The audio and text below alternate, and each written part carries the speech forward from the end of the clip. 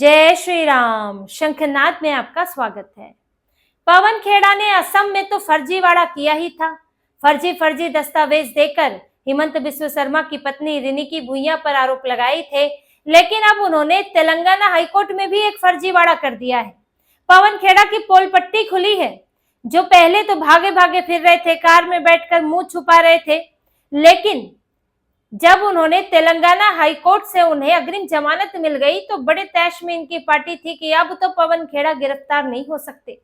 लेकिन अब इनकी पोल खुली है कि इन्होंने तेलंगाना हाईकोर्ट में क्या गड़बड़ी की थी, क्या दस्तावेजों की हेरफेर की थी, जिससे कि इन्हें जमानत मिल गई। और सुप्रीम कोर्ट भी देखकर हैरान है कि आखिर पवन खेड़ा को जमानत मिली कैसे। जब इतनी गड़बड़ियां हैं, इतनी दिक्कतें हैं, तो उनको जमानत तेलंगाना हाईकोर्ट के जज ने जमानत कैसे दी। यहाँ सुप्रीम कोर्ट हैरान है। पवन खेड़ा के साथ देखिए, पहला तो ये खेल हो गया कि जो उन्हें अग्रिम जमानत मिली थी तेलंगाना हाईकोर्ट में, वो जमानत सुप्रीम कोर्ट ने रद्द कर दी है। सुप्रीम कोर्ट ने कहा कि इनको अग्रिम जमानत देने का तेलंगाना हाईकोर्ट का कोई अधिकार नहीं बनता है और ये जो जमानत है वो रद्द होती है। हालांकि अगर पवन खेड़ा असम जाकर असम हाईकोर्ट में जमानत लेते हैं, वहां पर जाकर याचिका लगाते हैं, तो उस पर सुप्रीम कोर्ट का आदेश लागू नहीं होगा, कोई प्रभाव नहीं पड़ेगा। अब पवन खेड़ा को वहीं जाने के लिए बोल दिया गया है जहां से उन्हें डर लग रहा है, जहां बैठे हैं हिमंत बिस्व शर्मा बॉर्डर पर ही लाठी लेकर के आएंगे, जैसे ही वैसे ही होगी गिरफ्तारी और सुताई। तो पवन खेड़ा डरे डरे घूम रहे हैं। इन्होंने किया क्या, इन्हें तेलंगाना हाईकोर्ट में ऐसे फटाफट जमानत मिली कैसे।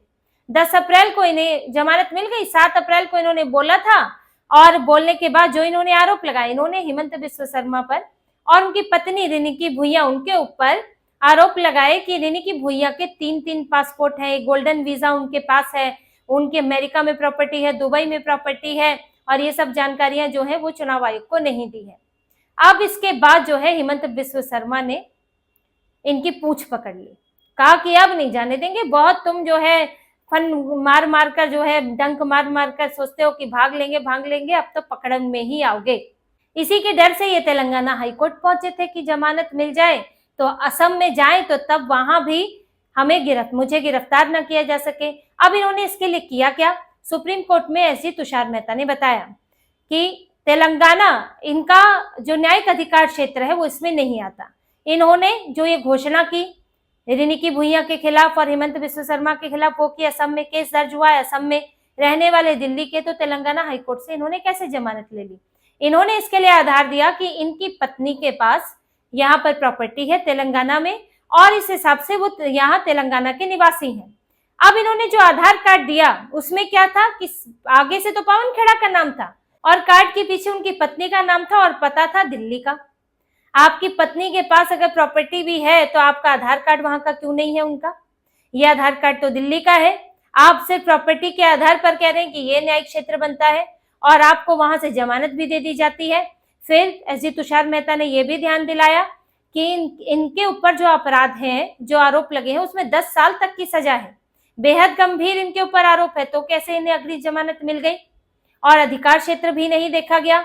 एसजी तुषार मेहता ने यही कहा कि यहाँ अगर कोई अमीर व्यक्ति हर एक राज्य में प्रॉपर्टी खरीद ले और फिर वो किसी मामले में फंस जाए तो वो किसी भी राज्य में जाकर जमानत ले ले, तो ये तो बहुत आसान हो जाएगा उसके लिए। तो न्याय खरीदना जैसे हो जाएगा कि अपनी मर्जी से चुनेंगे हम कि कहाँ हमको जमानत मिल सकती है, वहीं से ले लो, क्योंकि हमारी तो फला जगह प्रॉपर्टी है। तो ये तो अनुचित है, आप वहां के निवासी भी नहीं है।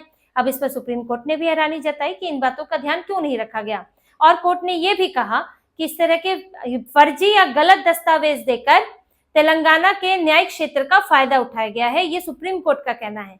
और सुप्रीम कोर्ट ने नोटिस भी जारी किया है पवन खेड़ा को कि पवन खेड़ा अब इसका जवाब दे। उन्हें कुछ दिनों का समय दिया गया है, वो इधर जवाब दे, लेकिन उनकी ये जो एंटीसिपेटरी बेल थी, अग्रिम जमानत थी, वो रद्द कर दी गई है। तो बुरे कानूनी पचड़े में फंस गए हैं। एक तो इन्होंने पहले ही गड़बड़ की, रिनिकी भुइयां पर इस तरह के आरोप लगाए हैं जो इनके लिए साबित करना मुश्किल है। दूसरा, इन्होंने तेलंगाना हाईकोर्ट का फायदा उठाने की कोशिश की, जिस तरह के इन्होंने अब आधार कार्ड दिया वो भी ठीक नहीं है, और जिस आधार पर इन्होंने जमानत मांगी वो भी ठीक नहीं है। तो ये दो गुने फंस गए हैं। और उधर असम पुलिस इनके पीछे लगी हुई है कि इन्हें कहीं से भी धरपकड़ की जाए, कहीं से भी मुखबिरी हो, कोई सूचना मिले और पवन खेड़ा को पकड़ लिया जाए। अब ये बच नहीं सकते। देखिए अब हो क्या गया है इनके साथ कि अगर ये असम जाते हैं अग्रिम जमानत लेने के लिए, तो इनको असम में बॉर्डर तो पार करना ही पड़ेगा, जाना पड़ेगा, और कहीं भी असम पुलिस इन्हें पकड़ सकती है। कोर्ट पहुंचने से पहले पकड़ सकती है कि अग्रिम जमानत तो बाद में लोगे, असम में एंटर करते ही तुमको पकड़ लिया जाएगा और फिर वहां गिरफ्तारी होगी, फिर बैठे रहो जेल के अंदर। फिर किस बात की अग्रिम जमानत, एक बार अगर पकड़ ही लिए गए, वो तो गिरफ्तारी से ही रोक के लिए होती है अग्रिम जमानत। तो इनको अब असम जाने में भी डर लग रहा है। अगर ये छुपे रहते हैं तो असम पुलिस इन्हें नोटिस देगी, समन देगी, इन्हें इनके घर पर चस्पा करके जाएगी कि भाई आप फला तारीख को पेश हो असम पुलिस के पास।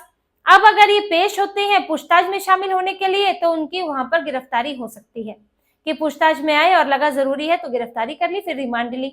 अगर आप नोटिस पर नहीं आते हैं तो 2-3 नोटिस दिए जाएंगे, उसके बाद तो फिर नॉन अवेलेबल जारी होगा, क्योंकि आप बार बार बुलाने पर भी नहीं आ रहे हैं, तो उसके बाद फिर आपको जमानत मिल ही नहीं सकती, फिर नॉन अवेलेबल वारंट आ जाएगा आपके लिए।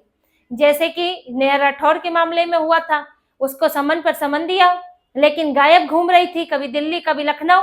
लेकिन जब अंतिम स्थिति ये हो गई कि अब तो पुलिस खींच कर घसीट कर ले जाएगी और जमानत भी नहीं मिलेगी, तब वो चुपचाप खुद कोर्ट पहुंची, पुलिस थाने पहुंची और अपना बयान दर्ज कराया है।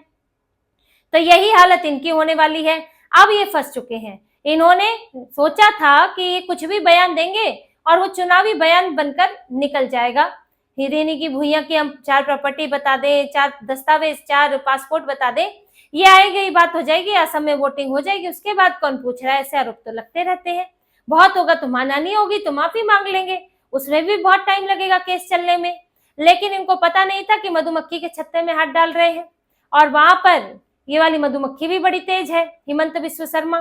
तो हिमंत बिस्व शर्मा ने तो नहले पर दहला चल दिया। पहले तो इन्होंने कोशिश की थी पवन खेड़ा ने कि चुनाव प्रचार खत्म होने से पहले ही, जस्ट पहले इन्होंने ये जानकारी दी, मीडिया में बताया, ताकि हिमंत बिस्व शर्मा को प्रचार करके अपनी सफाई देने का मौका भी ना मिले। अब इसके बाद तो बौखला गए जब इतनी चालाकी हो गई और उनकी पत्नी का नाम इस तरह घसीटा गया, परिवार घसीट लिया गया, तो उन्होंने कहा कि अब पवन खेड़ा का पेड़ा बनेगा और वो बच नहीं सकते, पाताल से भी खोज कर लाएंगे, और बात तो राहुल गांधी तक भी जाएगी। और उन्होंने इसको मानहानि का मामला नहीं बनाया, आपराधिक साजिश का, धोखाधड़ी का, फर्जी दस्तावेज का, और यहाँ तक कि पाकिस्तान से लिंक की बात भी कही है कि जो दस्तावेज दिखाए गए हैं, डिजिटल दस्तावेज पासपोर्ट के, वो पाकिस्तान की कोई आईडी है, उसमें बदलाव करके, फोटो बदल के, नाम बदल के इस्तेमाल किया गया है। और वहां से इनको कुछ इनपुट मिला है, कुछ यहाँ से इन्होंने मदद मिली है, पाकिस्तानी सोशल मीडिया साइट या इस तरह की इन्होंने इनका जानकारी सामने आई है, तो इस पर अब ये बुरे फंसने वाले हैं। हिमंत बिस्व शर्मा ने मामला जो है सीधा, जो खोजबीन की गई है वो पाकिस्तान से जोड़ दिया है। अब इनके ऊपर सिर्फ यहीं तक नहीं धाराएं रहेंगी, अगर ये जो पासपोर्ट इन्होंने दिखाए हैं, अगर वो वाकई पाकिस्तान से जुड़ा हुआ कोई कागज, कोई सोशल मीडिया साइट कुछ पाई जाती है, तो फिर इनके ऊपर देशद्रोह भी बन जाएगा। तो इसीलिए इनको डर लग रहा है, क्योंकि अगर आपने सही दस्तावेज दिए हैं, अगर आपने जो डंके की चोट पर मीडिया के सामने कहा था कि हम बता रहे हैं और ये रेनी की भुइया ने ऐसे ऐसे काम किए हैं, हिमंत बिस्व शर्मा लूट रहे हैं, बंटी बबली कह के इनको जो है आप आरोप लगा रहे थे, बदनाम कर रहे थे, तो अगर आपके कागज सही हैं तो आपको क्या समस्या है?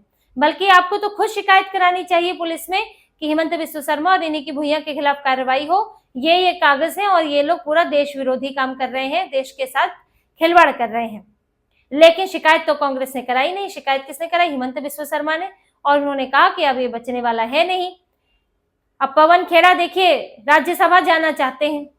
अब राज्यसभा जाने के चक्कर में वो राहुल गांधी को खुश करने में लगे रहते हैं कि किसी भी तरह राहुल गांधी के लिए कुछ मैं श्रेय लेकर कुछ कर दूं, तो इसमें राहुल गांधी की शायद दृष्टि मेरे ऊपर पड़े और मुझे राज्यसभा भेज दे।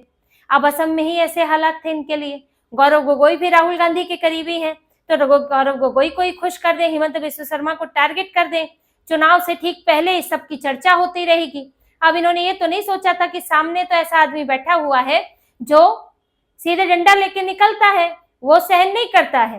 तो इनकी दिक्कत यही हो गई। अब पवन खेड़ा चापलूसी में जुटे हुए थे, इसलिए इन्होंने ये सब किया, लेकिन अब यही खुद फंस गए हैं। ना गौरव गोगोई ना राहुल गांधी, पवन खेड़ा पर सीधे सीधे गाज गिरी है। तेलंगाना में छुपकर बैठे हुए हैं, सामने नहीं आ रहे हैं, तो इनके ऊपर इनकी चाल जो है वो भारी पड़ गई है। एक कहावत है कि जो दूसरे के लिए गड्ढा खोदता है वो उसमें गिर जाता है। तो फिलहाल ऐसा ही एक गड्ढा इन्होंने खोदा था, वो उसमें खुद गिर गए हैं पवन खेड़ा। कभी भी गिरफ्तारी हो सकती है। हेमंत बिस्व शर्मा की पुलिस को तो बोल ही दिया गया है, असम पुलिस ढूंढ रही है और पवन खेड़ा जहां हाथ लगेंगे वहीं से घसीट लिए जाएंगे, बशर्ते कि ये सरेंडर कर दें। राहुल गांधी के बब्बर शेर जो कभी डरते नहीं है, वो डर के मारे शायद सरेंडर कर दें, चुपचाप गिरफ्तार हो जाए तब तो ठीक है, वरना तो फिर इन्हें अपनी और ज्यादा फजीहत करानी पड़ेगी। तो इसी तरह की और खबरें और विश्लेषण आपके लिए लाते रहेंगे, हमसे जुड़े रहिए, सब्सक्राइब कीजिए, कमेंट कीजिए। बहुत बहुत धन्यवाद। जय श्री राम।